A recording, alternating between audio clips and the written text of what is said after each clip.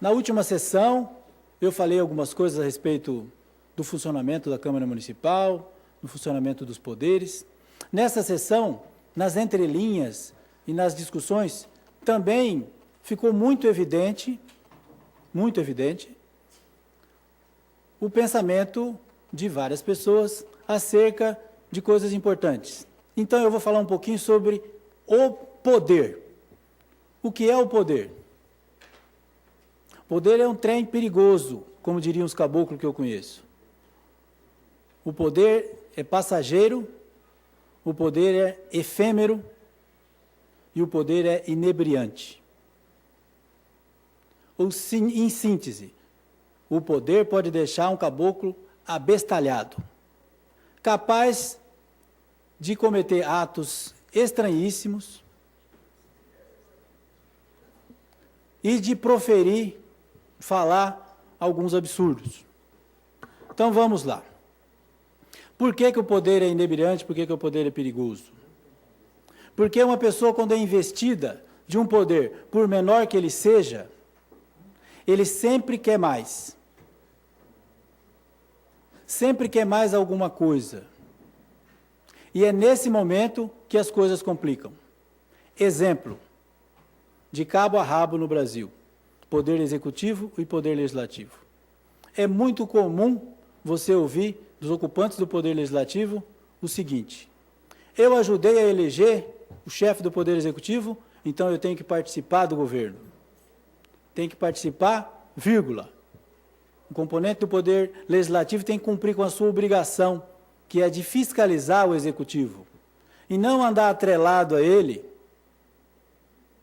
quebrando o galho do poder executivo.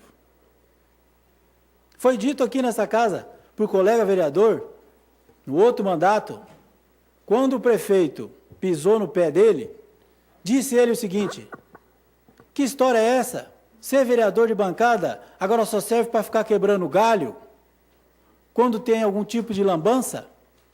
Foi dito e está registrado dessa casa. Vejam bem a interpretação desse vereador com relação às suas atribuições. Quando um vereador, um deputado, quer participar do Poder Executivo, ele significa que ele quer um pedacinho de um outro poder que não é dele. Ele não foi eleito para isso. O ocupante do Poder Executivo, sabiamente, lhe dá esse pedacinho. Esse pedacinho, na maioria das vezes, são cargos. De posse desses pedacinhos do Poder Executivo, o ocupante do Poder Legislativo fica submisso, fica incapaz de cobrar e de fiscalizar o Poder Executivo como deveria, porque na medida em que ele deve esse favor, que ele pegou esse pedacinho que lhe foi dado, ele vendeu a sua alma para o diabo. E aí isso é interessante para o chefe do Poder Executivo, que dê esses pedacinhos para ocupantes do Poder Legislativo, porque de pedacinho em pedacinho, ele acaba tendo um pedação do Poder Legislativo. Ele acaba mandando no Poder Executivo e também no Poder Legislativo. É aí que está a encrenca. E é aí, então, que os caboclos dão com o burro na água. Porque vendem a sua representatividade. E depois não adianta ficar ensaiando, fazendo teatro, se fingindo de que tem aquele poder ainda inteiro que o povo lhe outorgou através do voto na eleição, porque não tem mais. Porque ele deu um pedaço desse poder quando ele trocou. Todo mundo já ouviu falar em balcão de trocas entre poder legislativo e executivo. Custa muito caro para a população essas negociações. E então, essa história de um poder entrar no outro e pegar um pedacinho do outro, dá nisso que nós estamos vendo e vivenciando no Brasil, como eu disse, de norte a sul, ou de cabo a rabo, como diriam os caboclos, meus amigos. O poder é um trem perigoso. É de posse de poder que você conhece a pessoa. Você sabe do que ele é capaz. E o poder também transforma o indivíduo. Pessoas que pensam de um jeito, acabam pensando e agindo de maneira diferente, inclusive votando e se posicionando contrário àquilo que ele mesmo gostaria que fosse diferente, por conta dessa troca e dessa bagunça. O poder, como eu disse, é perigoso.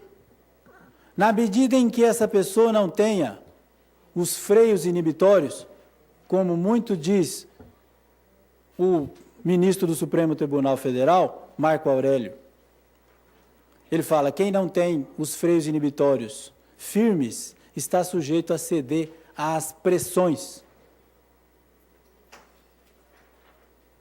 E quando eu falo em pressão, eu me reporto agora ao Congresso Nacional, que estão lá lutando para tentar acabar com o voto secreto, e teve lá um desequilibrado que, para justificar a permanência do voto secreto, disse o seguinte: não, o voto secreto é importante, porque o voto secreto impede que o Executivo exerça pressão sobre o Legislativo.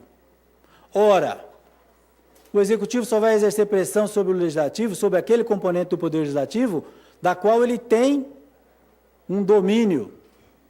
Ele só vai exercer pressão em cima daquele que deve favor.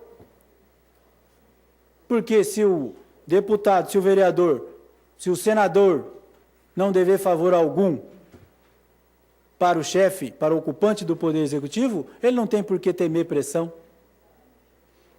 Abro um parêntese aqui para ressaltar que Araçatuba não tem voto secreto há muito tempo. Mas tinha. A Câmara Municipal acabou com o voto secreto. Lá no Congresso ainda estão lutando para tentar acabar com isso.